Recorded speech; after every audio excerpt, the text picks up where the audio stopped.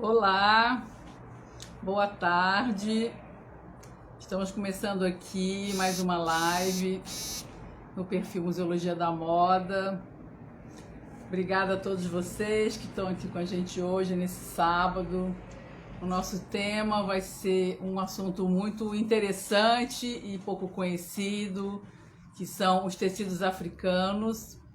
E a gente vai estar convidando, né, para essa live de hoje uma pesquisadora afrocêntrica, uma grande estudiosa de todas essas questões da moda africana, da arte africana, que é a Vanessa Iano, uma grande estudiosa desses temas e desses assuntos, grande conhecedora dos tecidos africanos e toda a sua importância, né, e toda a sua relevância, né, enquanto cultura. Então, agradeço aqui a todo mundo que está seguindo aqui essa live, as pessoas que estão chegando aqui. E a gente vai começar daqui a pouco a falar desse assunto que é bastante importante até para a gente fazer esse resgate histórico, né, dessa riqueza toda, dessas criações de matriz africana e que têm sido muito esquecidas, né, e mal contados na nossa história do Brasil, na nossa história da moda. Então, eu acho importante que a gente ouça e converse com essas novas vozes, né, que vem aí trazendo todo esse discurso que é muito importante, essa pesquisa, né, de relevância assim, extrema para a gente nesse momento. Boa tarde a todo mundo, boa tarde Nakarato, que bom que você está por aqui. E todo mundo que está chegando para a nossa live aqui, porque o tema é bastante importante, relevante. Acho também que já são muitos anos que a gente tem os cursos superiores de moda e é importante que essa história da moda que é ensinada hoje nas universidades seja diferente daquela que foi ensinada há 25 anos atrás, quando começaram os cursos. Então, por isso a importância da gente estar convidando essas pesquisadoras, né? Eu fiquei assim muito bem impressionada com uma live que eu assisti há pouco tempo. Foi uma live que foi organizada pelo Centro Cultural São Paulo e que eles convidaram 3 grandes pesquisadoras sobre essa temática da moda africana e afro-brasileira, né? Que foi a Ranaira Negreiros, que eu já conhecia, que tem um trabalho também bastante relevante, importante, a Vanessa Iano, que vai estar aqui hoje conversando com a gente, e também a Cíntia, né, que faz também toda essa pesquisa sobre os artefatos, né, dos africanos no Brasil. Então, acho que é importante a gente conversar e conhecer essa pesquisa, incorporar isso aqui na nossa sala de aula. Então, eu queria convidar para participar hoje aqui do nosso bate-papo a Vanessa Iano. Vamos ver se ela já está por aqui, porque é um tema bastante amplo, né, que a gente vai estar falando hoje dos tecidos africanos e acredito que tem muita coisa bacana aí para ela estar contando para gente. Então, vamos lá, Vanessa. Deixa eu ver aqui se eu encontro com ela por aqui para mandar o convite. Vamos ver. Seguidores. Ai, que bom que tá todo mundo entrando aqui para, enfim, acompanhar com a gente essa conversa, né? O Flávio Bragança tá por aqui, que bom, bem-vindo também. E estamos aguardando aqui então a nossa convidada. Deixa eu ver aqui. Cadê a Vanessa? Olá, Vanessa. Não estou vendo você aqui ainda. Vamos lá, daqui a pouco ela aparece por aqui para eu poder estar convidando, né? E esse encontro que eles fizeram lá no CCSP, que chamou o dia seguinte, né? Eu achei extremamente importante e até recomendo também essa live para quem não viu, porque é uma conversa extremamente rica dessas três pesquisadoras, né? Sobre todas essas questões aí, desses escravizados que foram trazidos para o Brasil, da África, e todos os seus ofícios que eles já tinham e como isso tudo foi sendo apagado aqui da nossa história, né? Então, elas têm feito pesquisas aí muito interessantes e muito importantes, que vale a pena a gente conhecer conversando aqui com elas hoje. Vamos ver onde está. Oi, Edna, tudo bem? Onde está a Vanessa aqui? Eu não estou achando. Vamos lá.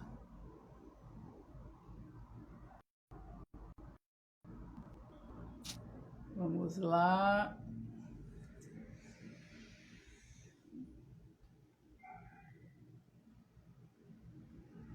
Estou aguardando aqui que ela apareça para a gente começar então essa conversa aí.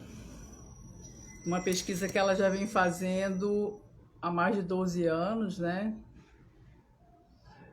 E que é muito rica. Eu achei muito interessante tudo que elas trouxeram aí nesse último encontro delas, né? Vamos ver. Não estou encontrando ela por aqui.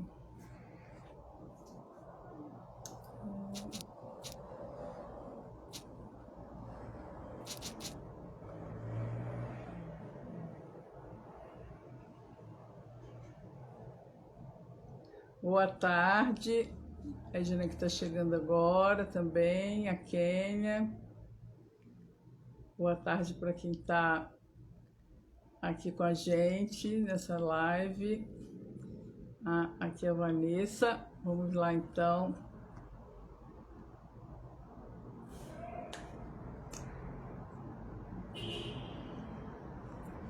Estamos aguardando você, Vanessa, entrar aqui no na nossa live para a gente começar aí essa conversa tão importante. Bom, não consigo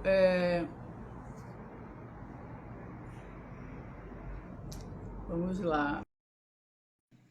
Agora ela viu aqui o convite para a gente começar essa conversa. Olá.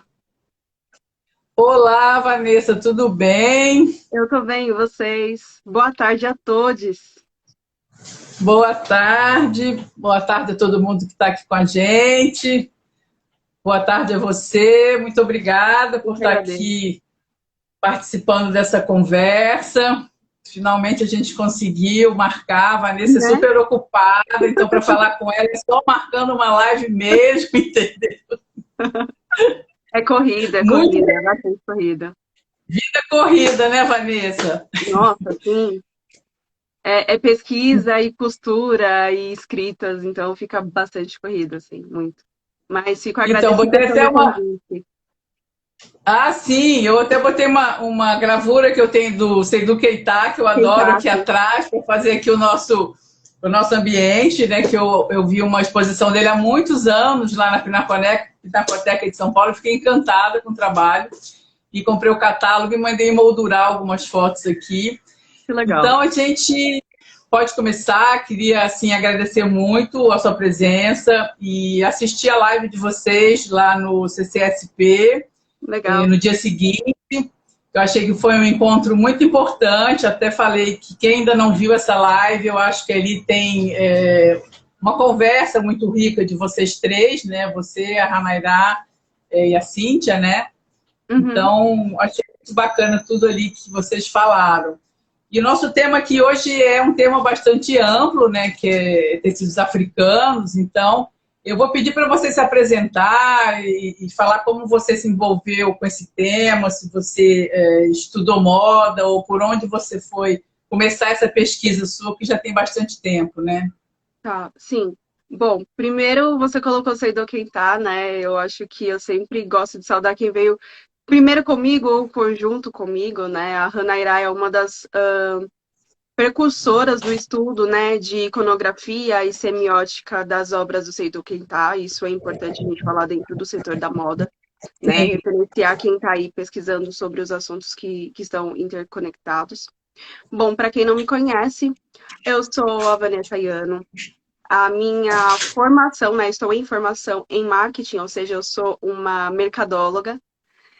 Inicialmente, eu fui fazendo estudos autodirigidos, que é esse estudo que a gente fala sobre você ter um objetivo e estudar sobre esse assunto afinco. Minha relação com a moda, ela começa quando eu tenho conexões desde a infância, então bem dentro do meu legado, eu tenho tia, costureira, enfim, prima, passadeira que vem dessa indústria da moda. Foi onde me despertou o interesse pela moda e eu fui estudar de forma autodirigida a moda. Fiz alguns cursos livres, né, entre marketing e comunicação de moda. Meu estudo está sempre vinculado à mercadologia, né? A forma que se vende, a forma que se comunica. Isso é muito importante, porque a forma como que a gente recebe essas informações. Eu sempre coloco isso como uma a priori, né? É o mercado que vai Sim. demonstrando para a gente como que a gente vai interagir com essas informações e por isso a minha formação é em marketing. Sobre os tecidos africanos, eu tenho uma história pessoal, né? Uma relação pessoal, no qual eu tive contato com uma amiga muito querida. E ela usava esse tecido aqui que eu estou usando, que é a Samacaca investido, e aí me despertou o interesse. Ao longo dos anos, quando eu abri a minha primeira marca de acessórios, eu comecei a trabalhar com esses tecidos e quando a gente é um afroempreendedor, a gente precisa vincular as simbologias a esses elementos. A gente precisa atribuir os significados aos elementos para que ele tenha um peso, né? O mercado ele fala que a gente precisa ter um propósito de venda, que a nossa peça, que o nosso produto precisa narrar uma história, formar um storytelling. E isso já vem na natureza dos afroempreendedores no Brasil e no mundo também. E Uhum. aí foi a necessidade desse resgate. E aí eu não contente porque eu só tinha contado com o Axis, né? Que são esses tecidos Uhum. impressos. Eu fui buscar simbologias e aí navegando entre esse universo, eu acabei encontrando os tecidos tradicionais. E aí eu vou fazendo pesquisas em dois aspectos, né? Tanto a pesquisa teórica, que é a prática, ler as leituras em inglês, francês, em português também algumas poucas coisas que a gente tem, eu fui fazer pesquisa de campo. E acredito que a minha pesquisa de campo ela é bem rica ao longo desses quase, sei lá, 10 anos de jornada. Sim, se a gente falar assim, na verdade, tecidos africanos, eu acho que é um universo muito amplo, né? Porque se a gente pensar no continente africano, são mais de 50 países, então, por onde a gente poderia começar, por onde você poderia começar a falar para a gente desse rico universo dos tecidos africanos dentro de um continente? Uma coisa que eu gosto de afirmar, né, é que os tecidos africanos, essa denominação, né, essa terminologia, ela é dada apenas no Brasil. Quando a gente vai Sim. procurar, a gente vai ter diferenciações entre esses tecidos. A gente vai ter os waxes, que são os tecidos industrializados, e a gente vai ter os tecidos africanos tradicionais, que são esses utilizados por cada identidade étnica presente no continente africano. E aí a gente pode entrar e falar sobre os mais de 50 países dentro do continente africano. E aí tem um contraponto. Como que esses WOCs também são denominados e como eles são entendidos. Então, vamos chamar de pano, vamos chamar de Ankara, vamos chamar de WOCs, vamos chamar de Mami Clutch. Vai ter diversos nomes acerca desse tecido. Mas no Brasil, esse WOCs, esse tecido industrializado, ficou documentado como tecido africano. E é assim que a gente percebe esses tecidos. Entendi, mas esses tecidos artesanais, por exemplo, quais deles você estudou e quais deles ainda estão em produção e como você vê essa diferença? Todos os tecidos africanos tradicionais estão em produção. Porque o tecido, ele conta a narrativa de uma história. Então, por mais que a gente tenha hoje novas construções políticas dentro do continente africano, a gente ainda vai ter as tradicionalidades e as manualidades. E esses tecidos, eles são constituídos em castas, né, e mantidos por seus determinados reinados. Então, a gente vai ter o Adire, a gente vai ter o Nindop, que é do Camarões, a gente vai ter Uhum. diversos tecidos que permanecem aí na história. E as técnicas também. A priori, como que essas técnicas elas vão ser passadas, né? Elas se intercomunicam, se sobrevivem dentro do continente africano e como elas vão interagir também com a moda, né? E a gente fala Sim. já de mercado internacional, se mantém vivo. Por exemplo, essa história dos Andincras, né, que você, inclusive, já postou, e eu acho que você fala bastante deles no seu curso, né? Você poderia falar um pouco para a gente do trabalho deles, como eles mantêm essa tradição e a relação deles com essa cultura toda desse país, enfim, hoje em dia, no contemporâneo, se isso ainda é legítimo, ou já se perdeu, Não, como é esse processo? os Ankaras, né, que são os Adinkras aqui entendidos pela gente, eles são da região de Gana, tá? Presente Uhum, também em alguns aspectos na Costa do Marfim, em determinados povos, porque eles vão fazer migração interafricana, isso é importante a gente dizer, então a gente vai ter povos similares em diversas localidades. uhum. Os Ankras, ele significa os elementos do adeus, é uma comunicação Do visual, adeus. tá? E aí eles vão ser classificados, né, o que seria o que a gente iria entender como um estudo de iconografia, né? Os seus símbolos e Hum, significados estão atrelados a provérbios, né? Então, ele era um hum, tecido, inicialmente um tecido do ó-Deus. O tecido sim. desses povos dentro dos reinados, né, na Costa do Marfim, são os quentês, que a gente também conhece. Esses são tecidos que são usados pelas realezas até hoje.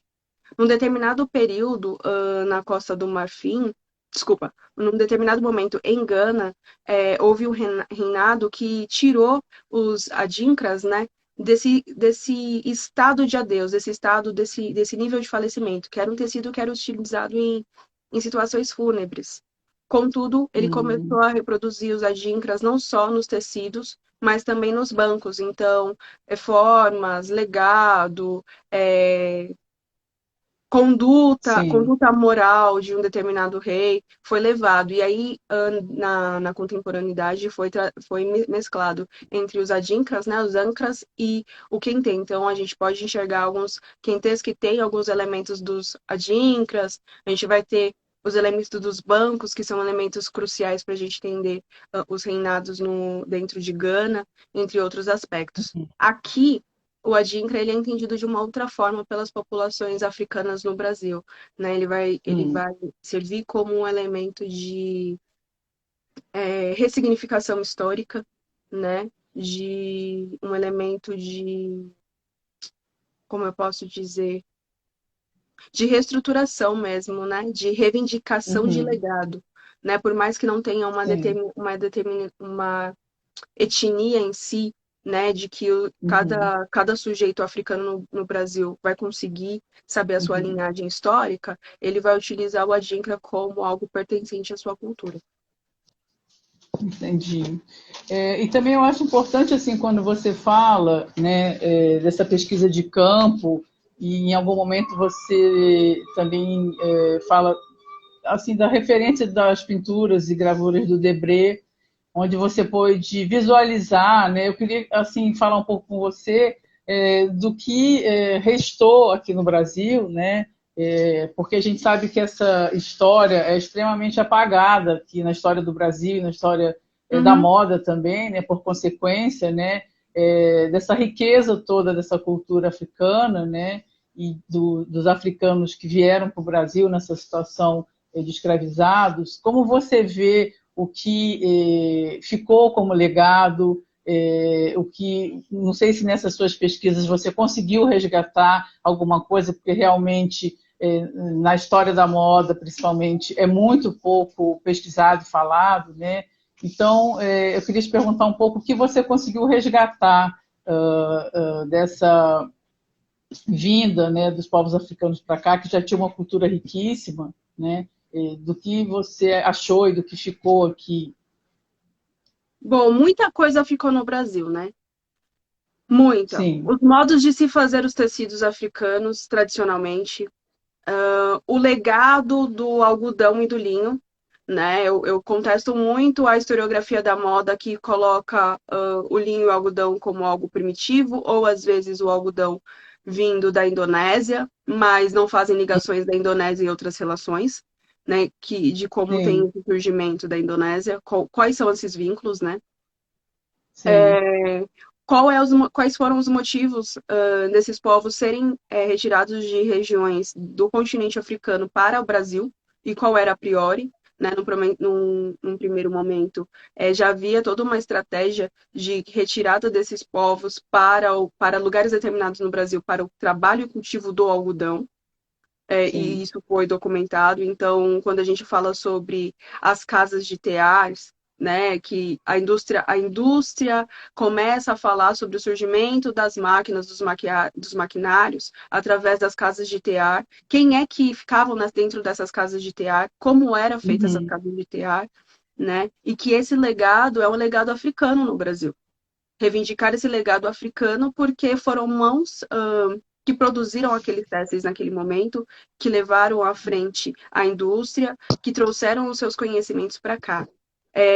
Você fala sobre a minha historiografia, é um momento onde eu, na minha pesquisa mesmo teórica, eu vou fazendo uma análise dentro dos retratistas, não só como Debré, né? Eu trabalho com Debré porque ele é um dos grandes retratistas que a gente traz e que a moda usa como um elemento crucial para identificar ele e os aspectos dele.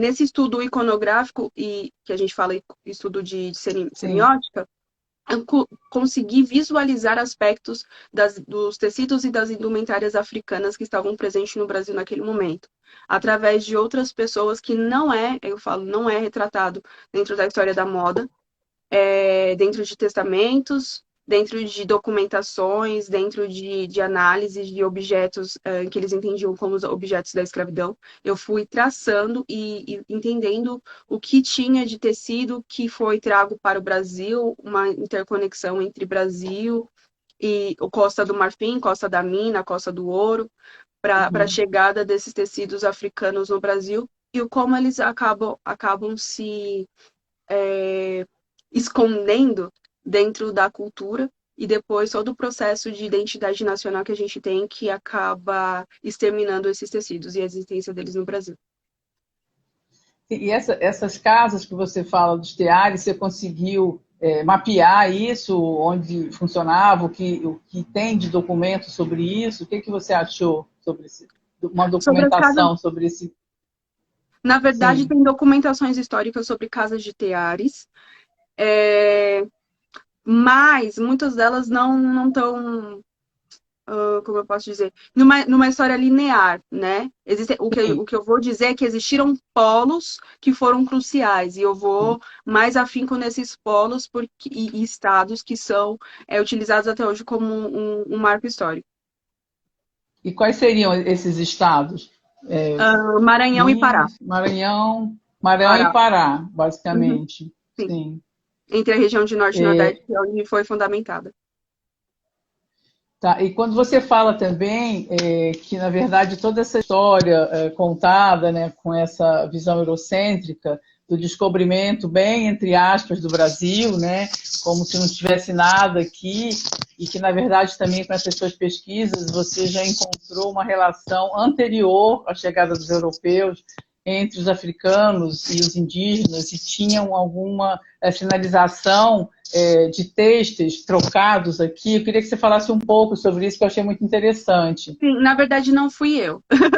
Não fui eu, só usei a referência. Quem traz Sim. essa referência é o Ney Lopes, que ele fala sobre, Ah, enfim, sim. ele vai trazer em algum dos materiais dele, dos diversos livros dele, uma relação de alguns elementos que já estavam no Brasil, né? E aí O ele Ney Lopes foi consegue. professor de vocês, né, que vocês falaram. Eu queria que você falasse um pouco sobre ele. Eu não conheço o trabalho dele. O Ney Lopes é um grande estudioso sobre africanidades no Brasil. Ele tem livros, Tá. diversos livros publicados voltados para essa temática. Ele vai falar sobre a história dos bantus e malês, dos hausas. Ele vai falar sobre a historiografia da diáspora africana no Brasil. Ele é um dos proeminentes sobre o estudo dentro dessa área. Não só o Ney Lopes, como o Kabengele Munanga, entre outros que estão aí. Uhum. Henrique Cunha. Aí a gente vai Uhum. ter eu não vou, a Valmira, entre outros estudiosos que estão trabalhando voltado dentro do parâmetro acadêmico para fazer o resgate dessas Sim. historiografias e dessas histórias. Mas Sim, foi e estudando aí, aí. então, dentro de uma pesquisa do Ney Lopes, que ele trouxe esse fato, então, Ele né, que traz esse fato. você... Ele traz esse fato. Na verdade, tem outros estudiosos que vão mencionar essa relação anterior, né, à narrativa eurocêntrica de que vieram fazer navegações, né, enfim, descobertas geográficas aqui e, enfim, descobrir os povos originários, enfim. Há uma outra historiografia de que os africanos no continente, principalmente em relação a Abubakar II, vieram, que foi o grande Mussa, né? Então a gente tem que estudar a questão islâmica no continente africano, as histórias, as relações marítimas, os trajetos, as rotas e como elas foram se dando. E aí, dentro desse estudo, acabo descobrindo que Abubakar II é um dos primeiros a chegar no continente e em vários outros lugares e eu acho que eu sempre gosto de colocar esse ponto, sem a ligação de dominação, né? E aí, dentro desse Sim, intercâmbio, ele acaba deixando um têxtil, né? Um tecido, com os povos originários, e aí sim, quando tem essa troca, quando se tem essa troca, então o Ney Lopes acaba falando que foram encontrados vestidos desse têxtil com os povos originários no Brasil. sim, isso também é muito interessante, que muda muito essa visão, né, errada, que sempre mostram como se os africanos que foram trazidos para cá não tivessem já esse grande conhecimento, não só texto, mas também relacionado com toda a parte de ourivesaria, que já foram direcionados para outras regiões do Brasil, né? Então, eu acho importante resgatar toda essa relação anterior a essa história aí tão mal contada durante tanto tempo, né?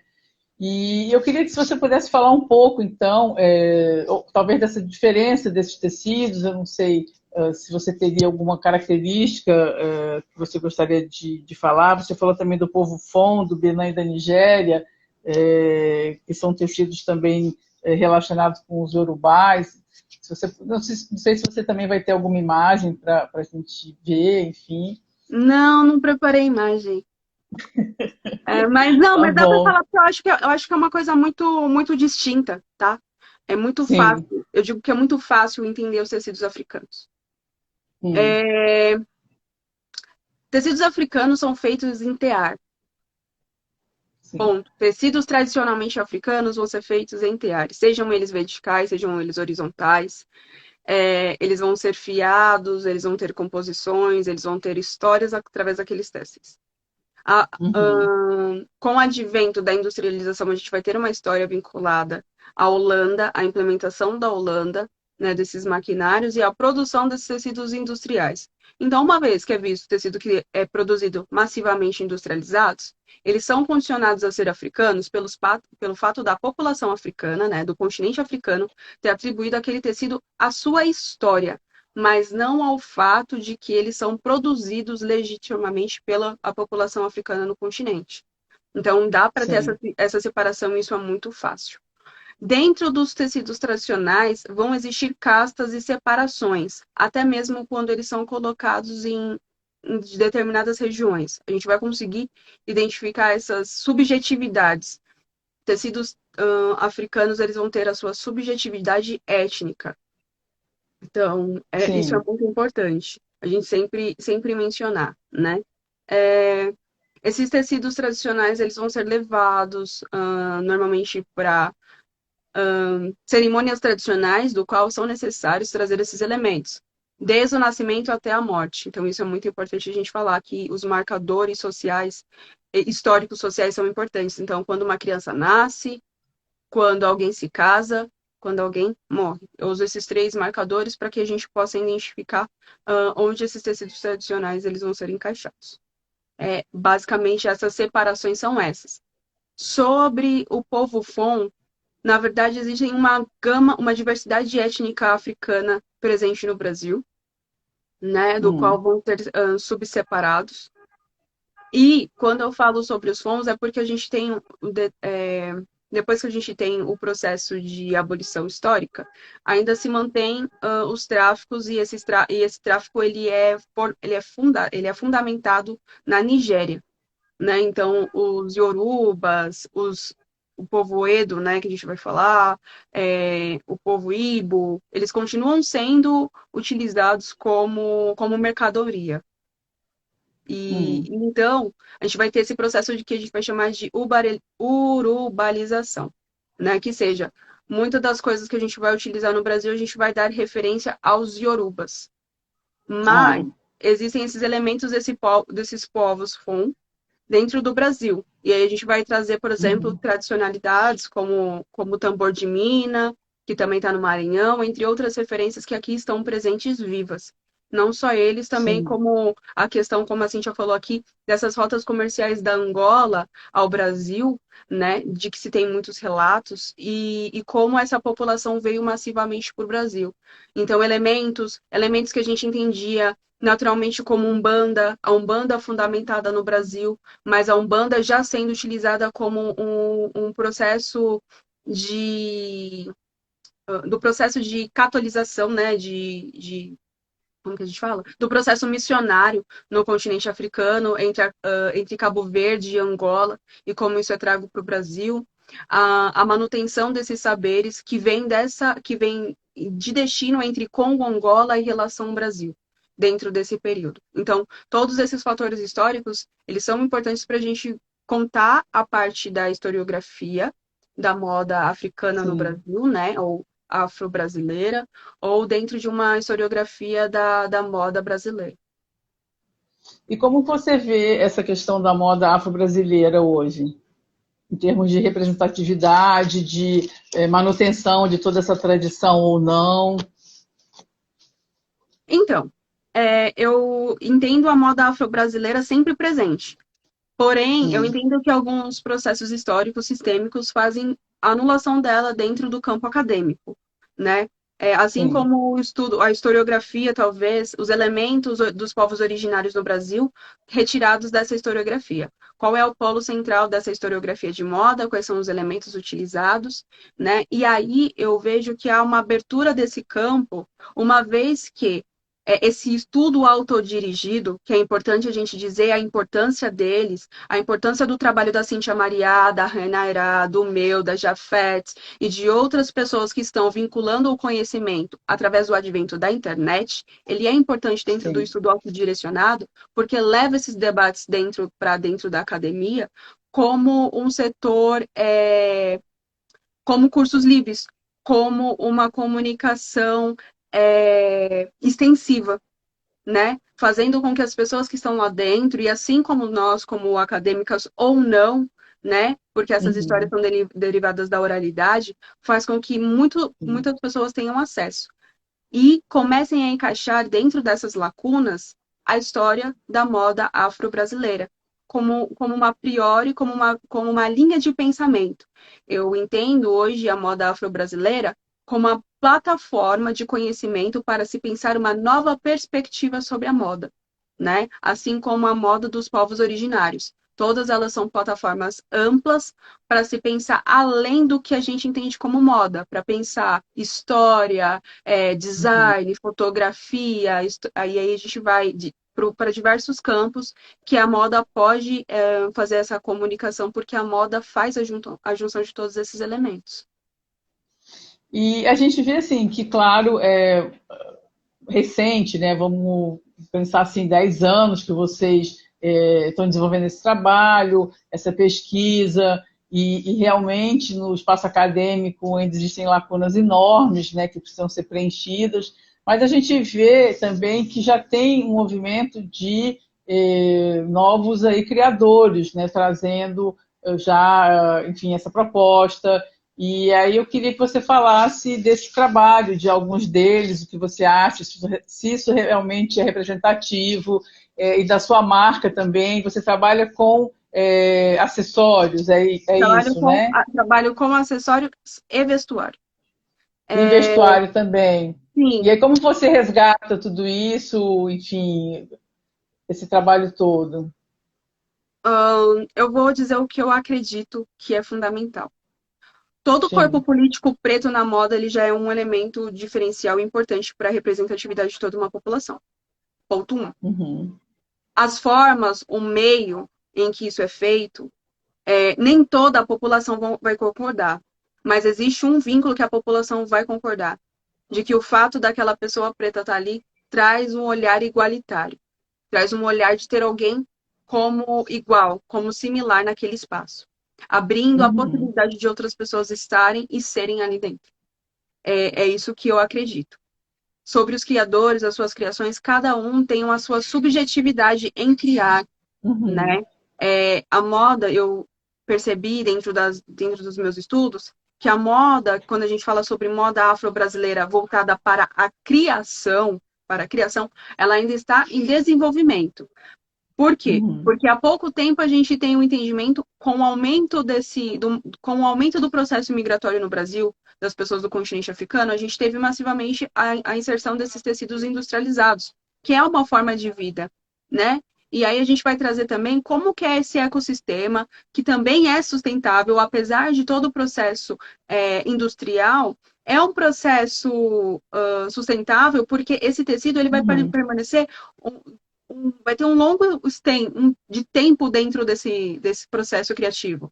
Ele vai da pessoa que vende, ele vai para a pessoa que cria manda automaticamente uma outra pessoa vai aderir, né? Vai Uhum. ressignificar aquele vestuário, né? Vai estar presente, vai falar sobre a africanidade dela dentro daquele elemento. Logo depois, aquilo vai ser levado para reutilização e que vai virar acessório, vai virar brinco, vai virar pulseira, vai virar laço de cabelo, vai virar uma série de Uhum. outros fundamentos até então que ele se desfaça, tá? Só um Sim. minutinho aqui que eu vou desligar minha cama. Um minuto, tá? Tá, Porque eu acho que vão ligar aqui o som. Peraí. Eu vou sair e já volto, tá? tá.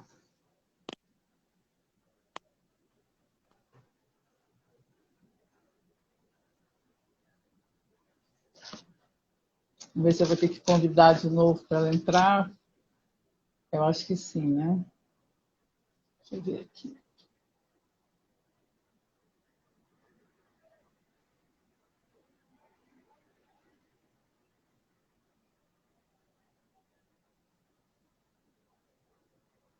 Eu acho que vou ter que convidar de novo.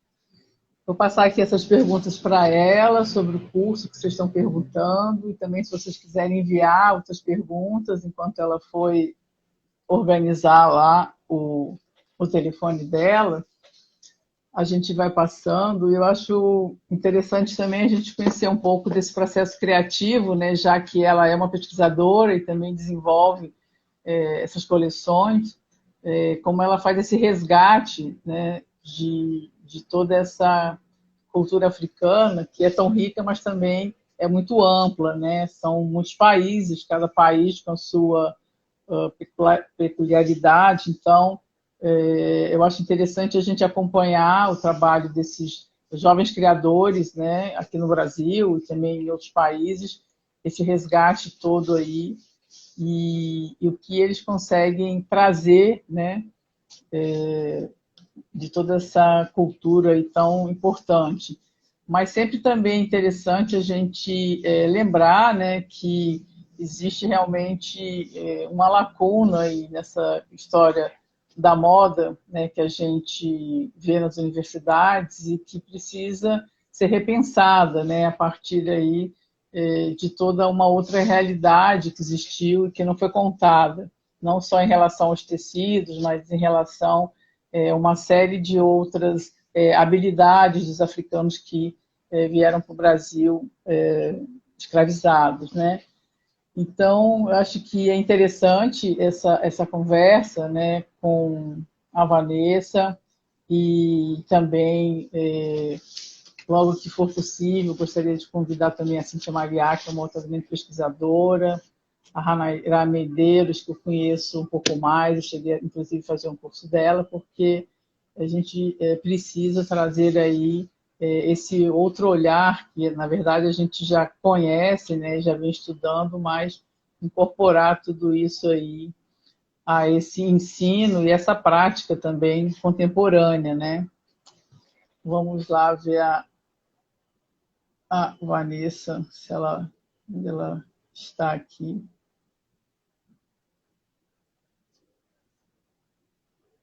Aqui, uma outra pergunta da Cíntia Mariá sobre os tecidos trazidos da África na rota comercial Angola-Brasil, o que se tem de relatos. Vou convidar a Cíntia aqui. Já que a Vanessa não aparece, a gente vai conversando um pouquinho com a Cíntia aqui.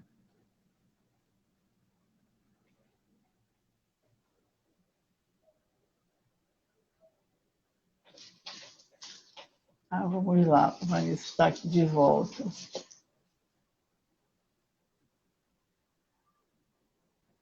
Aqui. Eu peço só desculpa, é porque eu moro bem, a minha janela é bem com um estacionamento e no final de semana não existe pandemia para algumas pessoas. E aí eles resolvem colocar o som alto. E aí eu pedi só para eles amenizarem. Mas fique à vontade de trazer a Cíntia também. Para mim é sempre uma honra trocar com a Cíntia. Eu falo que a Cíntia é minha mestra. Ela mandou aqui uma pergunta para você sobre esses relatos que se existiram ou não, né? Deixa eu achar aqui a pergunta dela novamente. Ela perguntou sobre os relatos dessa transição de tecidos entre Angola e o Brasil. Foi como eu falei sobre essas documentações que a gente fala, né? Dessas relações entre Congo e Angola, que tiveram com o Brasil, e todo esse processo que é um processo específico dessas regiões e que foram documentadas, né? Há pesquisadores que trabalham só com a diáspora africana, focando em Congo e Angola. Né, isso é importante a gente entender. E por que a gente tem muitos elementos vinculados a essas regiões. E aí eu falei do processo missionário também, da incorporação de alguns elementos que hoje a gente entende como brasilidades, né? Como a Umbanda, e que foram dessas conexões entre Brasil e Angola, nessa transição, enfim, comercial ou não. E, Vanessa, eu acho que é interessante para a gente também, já que você é pesquisadora, além de criadora, né? O que você tenta resgatar, porque realmente é um panorama imenso, né, quando a gente fala em cultura africana, no seu processo criativo, por exemplo, né? O que você tenta resgatar, se você tem alguma linha ou se não tem, enfim, como você faz essa pesquisa, esse processo criativo das suas roupas também, enfim. Depois eu vou colocar algumas imagens aqui quando a gente acabar a live, aí eu sempre coloco umas imagens e é interessante para a gente conhecer esse trabalho também. Eu falo que o meu trabalho hoje, a minha linha de pesquisa hoje, de criação, ela é igual a qualquer afroempreendedor. Eu faço a utilização de tecidos waxes, só que eu tenho um vínculo com a infância, né? Então, eu tenho uma marca hoje de moda de criança e infanto-juvenil.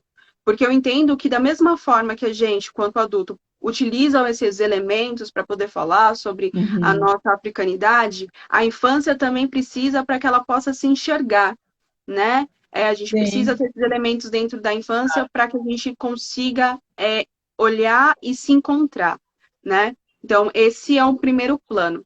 Como qualquer outro... Mas uma coisa, você que solicita que tipo de desenho você quer nesse tecido? Não. São tecidos industrializados. Todos os tecidos que chegam no Brasil, eles são industrializados. No continente, No continente, eu tenho um contato com um designer, que ele é incrível, enfim. E ele faz as próprias estampas. Entendeu? Então são estampas novas, na verdade. São recentes. Assim, pro Brasil, no Brasil isso não vai chegar, tá? É isso que a gente tem que entender. No Brasil não vai chegar. Tecidos industrializados serão produzidos por uma grande indústria, por uma grande marca, que vai fazer as padronagens baseando em culturas e fazendo a reprodução dos tecidos tradicionais, tá? Uhum. Isso é importante a gente Uhum. colocar um ponto crucial. Então, a da Uhum. chique é um tecido que é muito utilizado, que é uma reprodução de um tecido etíope tradicional. A gente vai ter os bogolãs, os quentês, todos eles são reproduções de tecidos africanos tradicionais, tá? Tá, Os demais vão ser tá. criações que, quando Uhum. elas vão entrar dentro da sociedade, elas vão incorporar significados para que elas possam Uhum. ser comercializadas. Isso é Tá. por isso que eu falo, esses tecidos industrializados, eles se tornam africanos porque eles ganham símbolo e significado dentro da Sim. própria relação com a sociedade, mas não porque ele Tá. tenha sido pensado de fato para pessoas africanas. Esse é o ponto um. São esses os Uhum. tecidos que chegam no Brasil. São esses os tecidos que as pessoas aqui africanas vão produzir todo o seu trabalho voltado para isso. Quando eu falo que a moda afro-brasileira ela está em desenvolvimento, é porque no estágio um a gente vai ter, e assim é como eu consigo Uhum. observar fazendo essa análise, é que no estágio um a gente vai ter a reprodução do que é uma moda africana. A moda africana no cotidiano, ela vai ser a utilização desses waxes, vão ser implementados no cotidiano para que eles utilizem. No Brasil, a moda afro-brasileira no estágio um, e eu digo no estágio um contemporaneidade, é essa reprodução. Por quê? Porque a necessidade de se olhar e se enxergar como, né? Através Tá. desses elementos. A gente vai ter nuances 2. O nuance 2 é quando a gente já tem pessoas que estão adentro da pesquisa, que já tem uma análise, que já entendeu, que já passou por esse processo de eu já usei esse tecido e preciso de mais, então eles vão trazer outros elementos. Artistas que eu gosto de trazer e que fazem todo esse trabalho.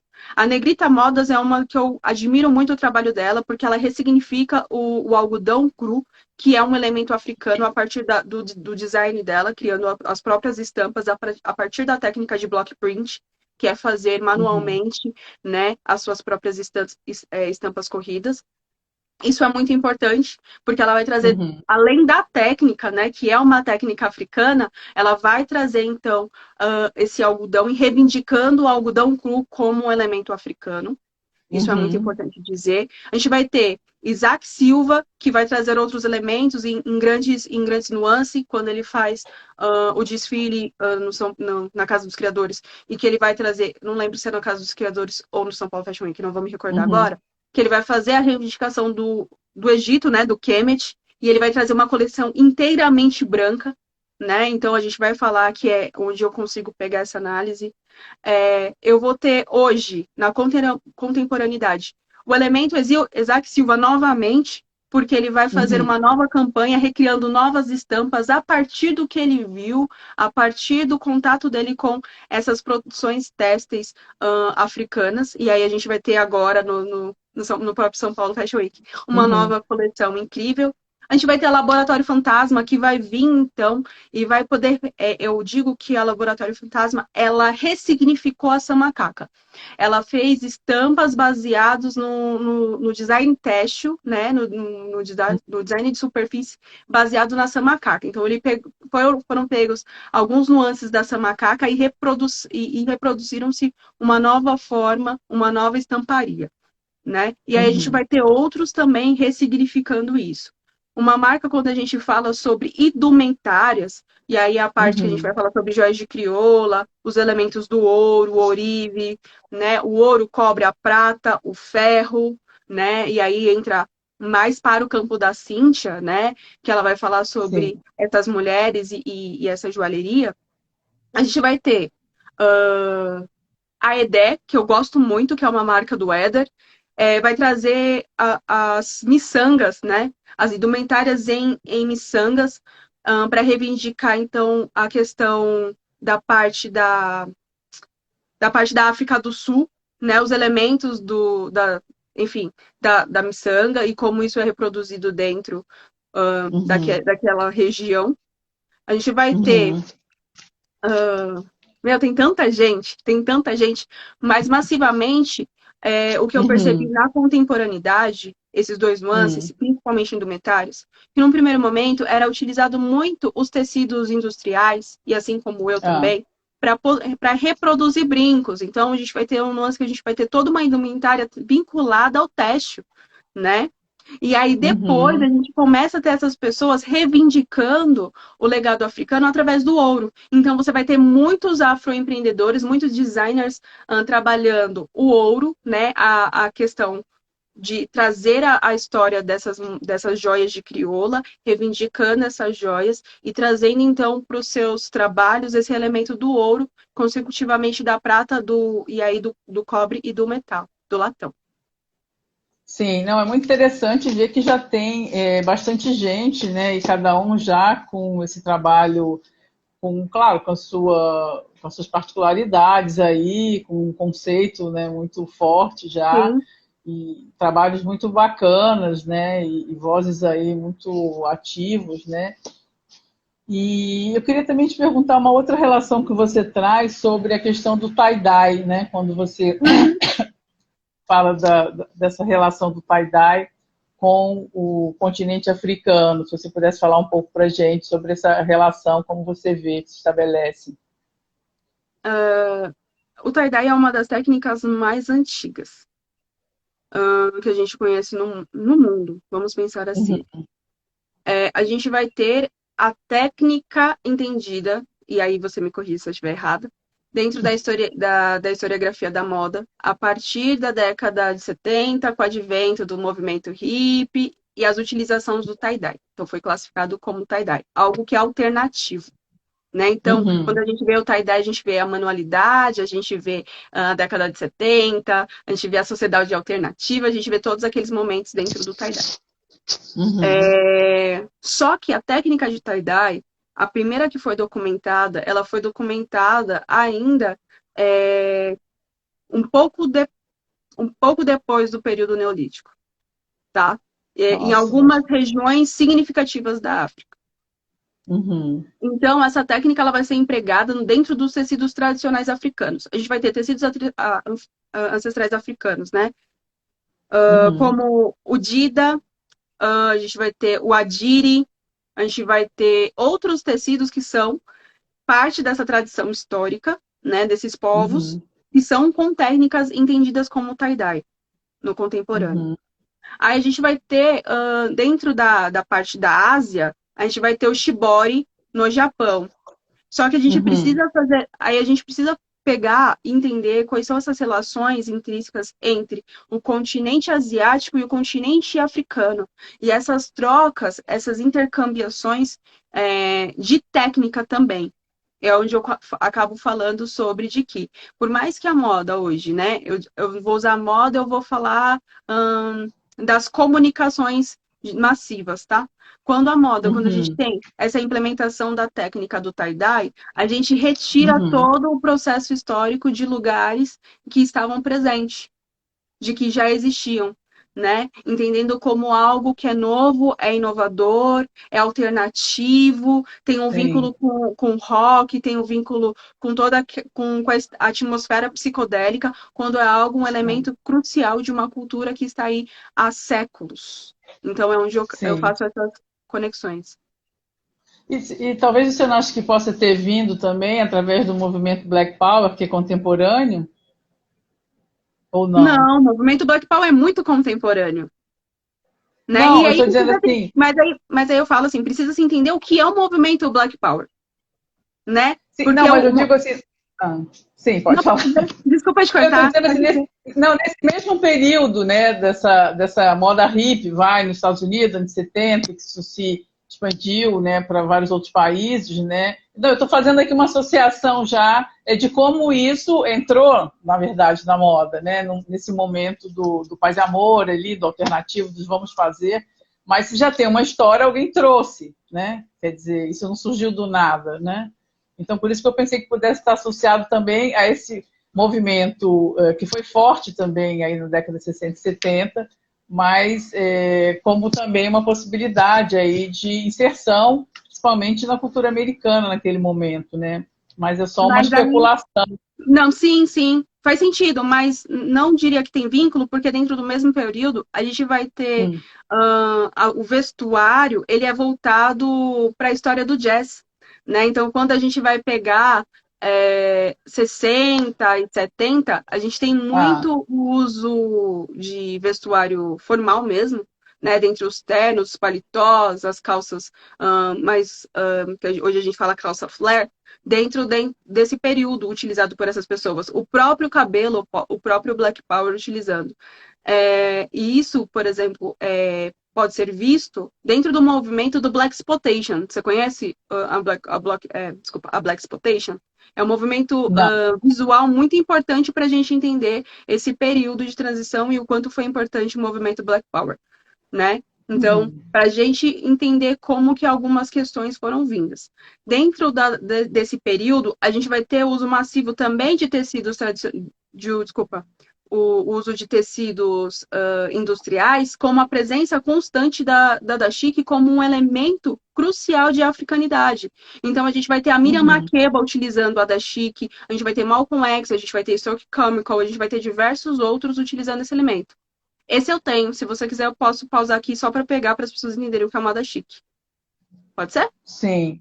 Tá, mas você só não sai e entra de novo. Você tem que procurar aqui de novo.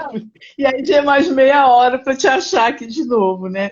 E também uma questão interessante que eu vou pedir para ela conversar aqui com a gente é sobre esses ofícios, né? Mas depois a gente engata aqui. Vamos ver. Essa aqui, ó, é uma dashiki. Esse elemento é um dos elementos cruciais, entendido como um elemento de africanidade, né? Então, eu digo que o primeiro passo, né, compreendido pelas pessoas, o momento que elas se entendem e que elas querem reivindicar esse legado delas, é a utilização de uma dashiki. E essa modelagem, que é entendida a modelagem, indo já para a história da modelagem africana, que é entendida como um bubu. É uma modelagem tradicionalmente nigeriana também. Mas esses elementos, aí você estava falando sobre história, esses elementos aqui, ó, que ele é comprido aqui na frente, vocês estão vendo? Essa parte, ela é uma ressignificação de um tecido tradicional etíope. Eu tenho um vídeo no próprio Instagram mesmo, que eu falo sobre referência ao Dia da África, e eu falo especificamente sobre a dashiki e esse tecido, onde eu vou explanando algumas ideias da importância desse tecido para a reivindicação de uma africanidade no Brasil. Não, e tudo isso é muito interessante também quando a gente fala de quem fazia esses ofícios, né?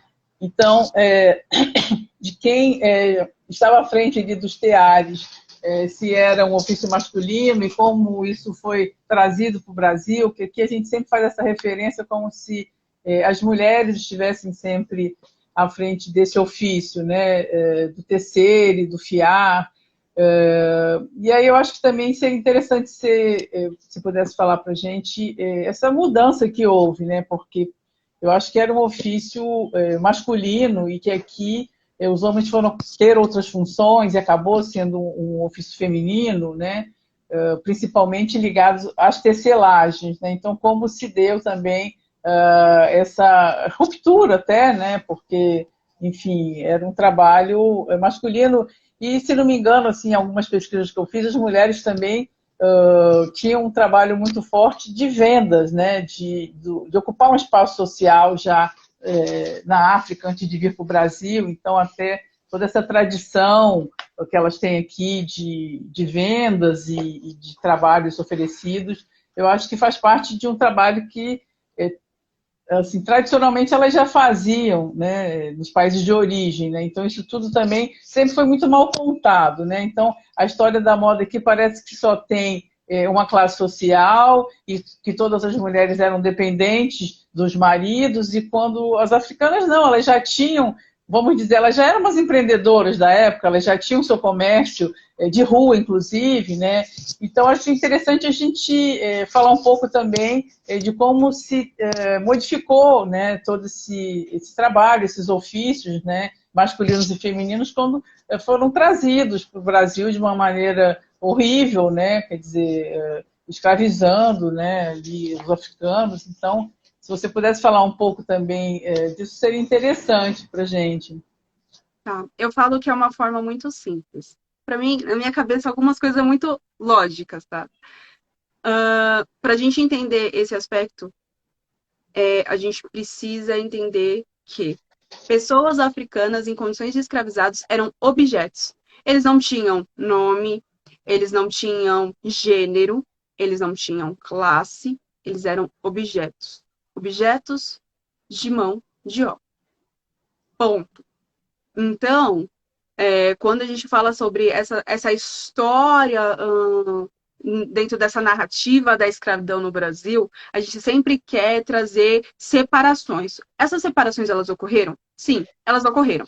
Existiam mulheres e homens? Sim, existiam homens e mulheres. Mas a gente precisa entender que a luta era por conta de um povo todo que estava dentro daquela situação como escravizado, tá?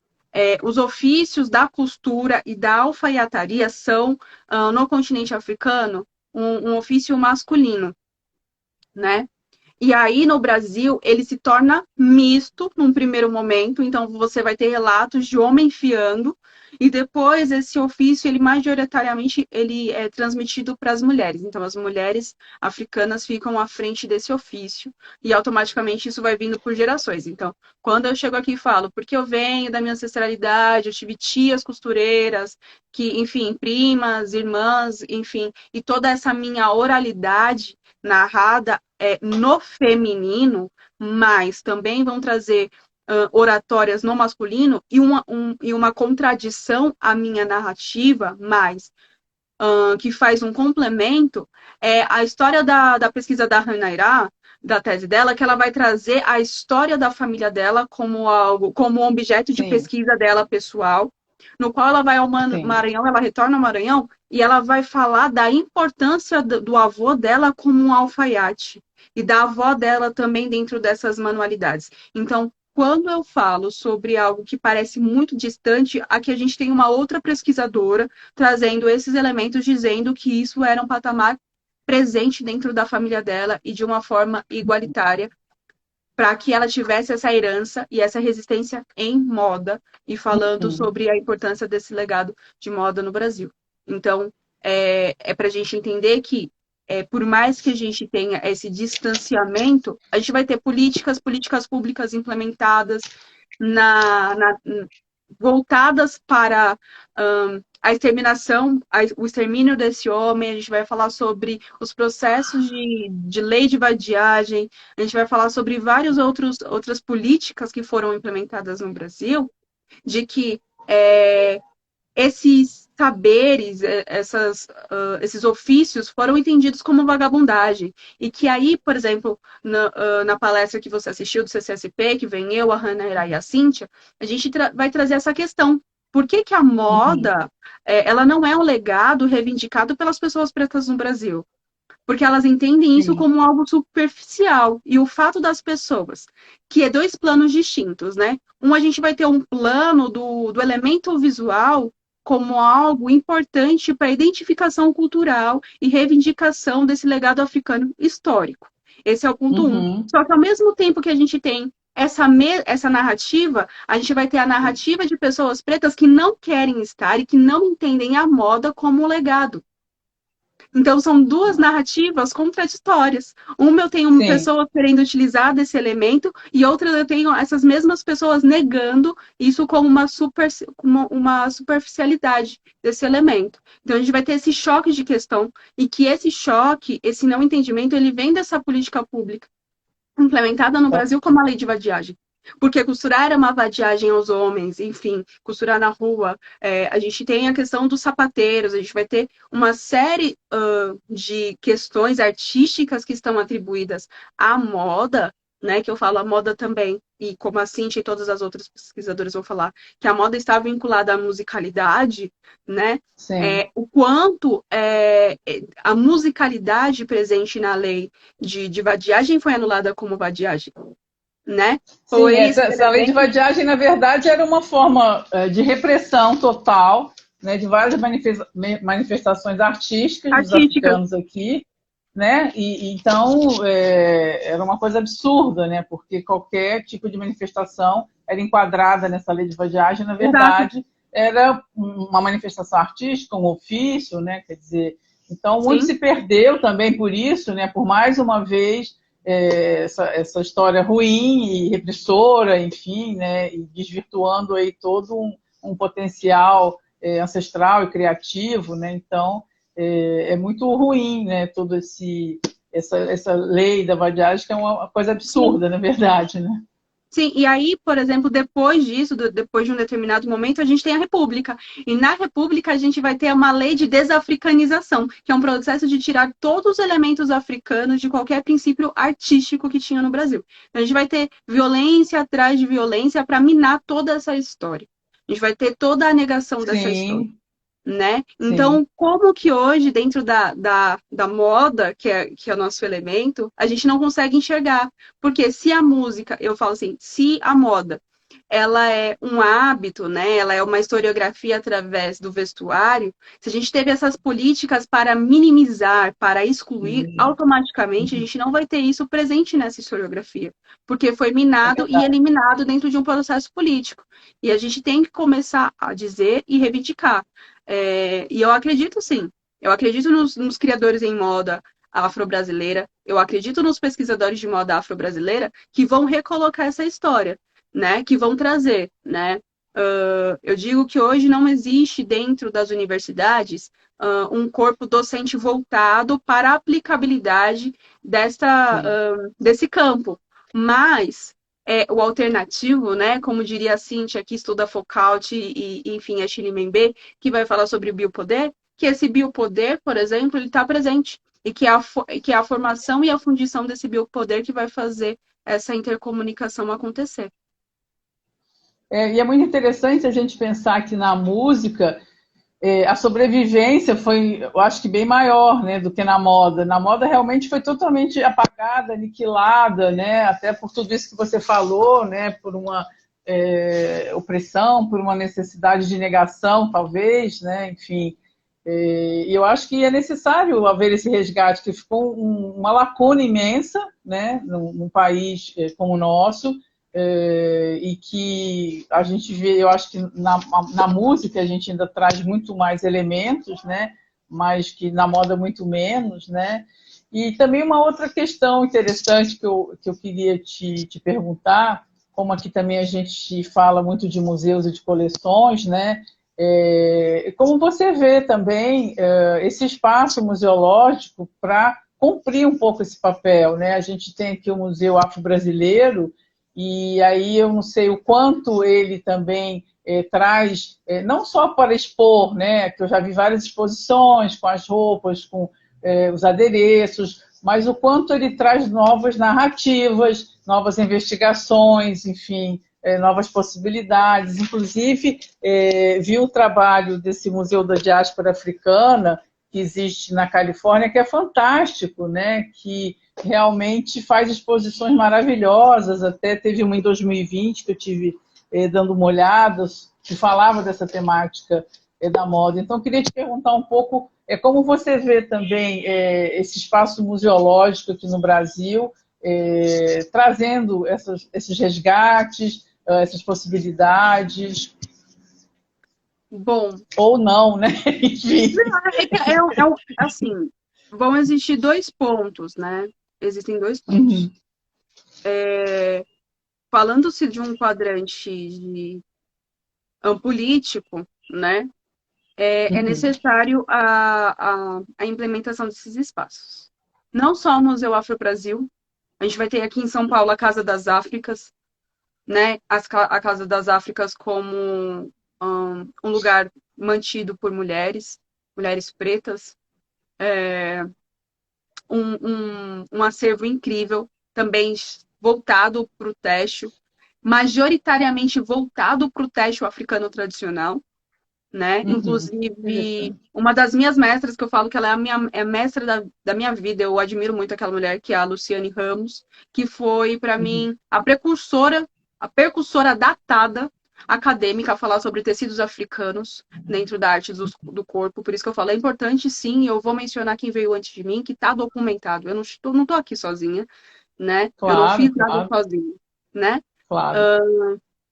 E ela tá lá dentro desse time falando sobre os índigos agora, falando sobre Uhum. essas artes do corpo. Então, eu entendo como a necessidade dessas articulações políticas para que o nosso povo, digo, de forma totalitária, tenha acesso e tenha uma desmistificação da informação, né? Uma vez que esses lugares eles são administrados por pessoas pretas e que elas têm um Uhum. conhecimento histórico e fazem a implementação dele com excelência. E por isso eu Uhum. falo com base no Renato Araújo, que também está dentro do Museu Afro-Brasil, e a importância dele e de outras pessoas para contar. Então, quando eu falo, por exemplo, de políticas públicas, e quando eu falo sobre o surgimento do Museu Afro-Brasil, ele tem parte do acervo pessoal do Emanuel Araújo.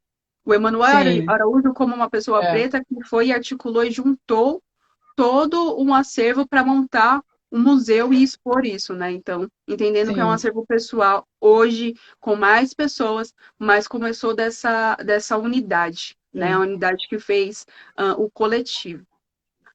Atualmente tem um outro projeto do IPEA, que é pensada na ideia do Abdias do Nascimento, que é montar um museu voltado para as pessoas pretas com base em todas as políticas pensadas pelo Abdias. Então, esse legado do Uhum. Abdias está sendo trabalhado e todos nós aqui podemos compartilhar para poder trazer ele à tona, ele de forma física, Sim, né? Porque existir já existe, né? Todos nós vamos compartilhar das políticas, dos pensamentos, das filosofias de Abdias do Nascimento, e nada mais justo de que trazer esse projeto que ele tanto queria, né? sim. Eu acredito que muito dos debates que a gente tem sobre a temática de tecidos africanos, ela vem desse incômodo, bom, pelo menos meu, em algum momento, de visitar esses museus, né, dessa conexão com dos museus, né, e entender que eles estavam dentro do quadrante arte e não dentro de um quadrante moda.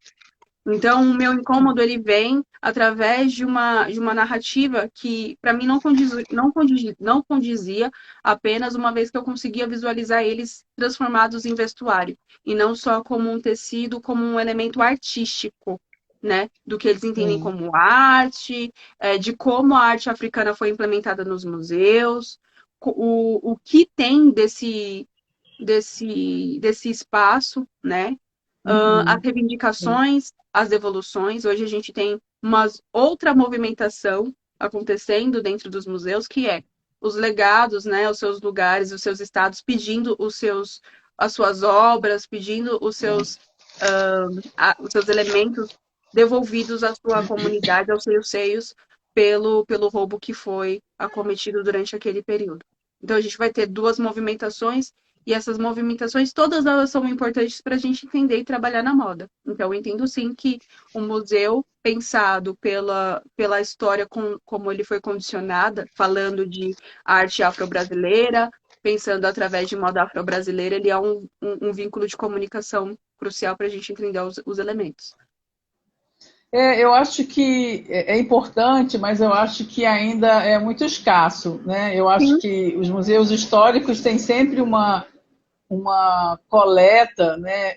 Uma visão bem eurocêntrica, né? Inclusive, essa semana eu estava lendo até um artigo de 3 pesquisadoras do Museu Histórico Nacional, que realmente elas estão questionando, naquela exposição permanente que existe, o que existe ali realmente de africanidade, né? sim, Porque é um museu criado dentro de um discurso eurocêntrico, e assim como o Museu Histórico Nacional, que é um dos mais antigos e mais representativos, vários outros no Brasil. Então, eu acho que tem que se pensar com urgência sobre isso, né? É como se só existisse uma parte da população para ser documentada e contada, né? Então, eu achei muito poucas peças, né, nesses acervos todos que eu frequento, que eu pesquiso, que eu estudo. No Museu do Traje, em Salvador, eles têm uma coleção de roupas crioulas. Eu acho que é uma das coleções assim mais originais e mais importantes, né? E agora aqui no Museu Imperial em Petrópolis, eles compraram em leilão também uma roupa de um escravizado, quer dizer, é um museu que não tinha quase nada. Então, eu acho que é uma lacuna imensa que existe nas coleções, é uma lacuna imensa que existe não só nos museus históricos, que eles estão tendo agora esse novo olhar, né, pelo menos de começar um projeto de pesquisa, de falar, olha, o que a gente está mostrando nessa história do Brasil, né? está uma coisa já muito deturpada, está uma coisa fora de contexto. Então, eu acho importante essas questões até nos projetos educativos que eles têm, né? Que eles têm um projeto que é Bonde da História. Então, que história que eles vão contar, né? Então, eu acho importante a gente ter esse olhar, fora o trabalho do Manuel Araújo, que sempre teve essa preocupação, né? Como você falou, e como a gente vem acompanhando aí há muitas décadas, mas eu acho que existe uma lacuna imensa, né? E não só em termos de acervo, mas em termos também de exposições, né? De Eu ter esse concordo. espaço para também contar essa outra história, né? Eu concordo, Manon, mas eu sempre falo que o que a gente vê agora são resquícios dessas histórias, são resquícios dessas políticas. Quando eu coloco o Emanuel e coloco esses espaços, eu falo dessa contramão, né? E aí eu faço o vínculo que eu tinha falado sobre a pesquisa da Cíntia, que vai falar sobre biopoder, como é que essas pessoas foram indo pela tangente para que esses assuntos sejam levados a esses universos que eles estavam adentrando. Né? Então, da mesma forma que hoje a gente vai e tem um grande pesquisador que está aí há décadas, o Kabengele Munanga, sempre vai falar sobre arte, ele sempre vai questionar o que é a arte afro-brasileira dentro desses espaços, e como que a importância de se trabalhar essa moda não, essa arte, e ele vai falar isso como que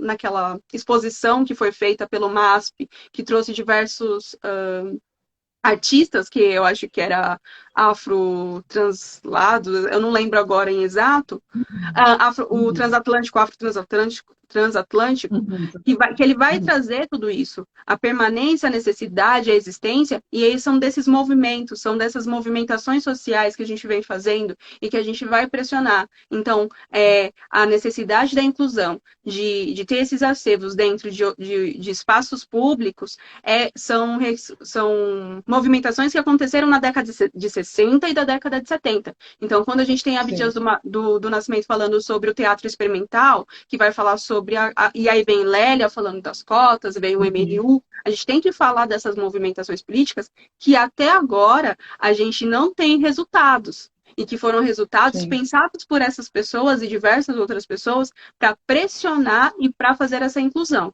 Por quê? Porque a gente entende a necessidade de um espaço igualitário, né? Então, eles vieram com essa proposta para poder aplicar. Só que a gente vai ter, além dessas outras políticas que já estão estruturadas, né? Então, a movimentação, e quando eu falo do Emanuel como sujeito, como acervo, né? Eu falo de diversas pessoas. E aí eu trago a Cíntia, trago outras pessoas pretas se movimentando de forma individual para um bem coletivo, né? Então, eu acredito que talvez nos próximos 10, 15 anos a gente consiga, sim, ter acesso a esses museus e a gente consiga, sim, chegar e ver coleções permanentes, ver outras narrativas, assim como outras instituições, e aí instituições particulares já fazem. Então, a gente vai ter instituições cruciais aqui no Brasil e aqui em São Paulo, por exemplo,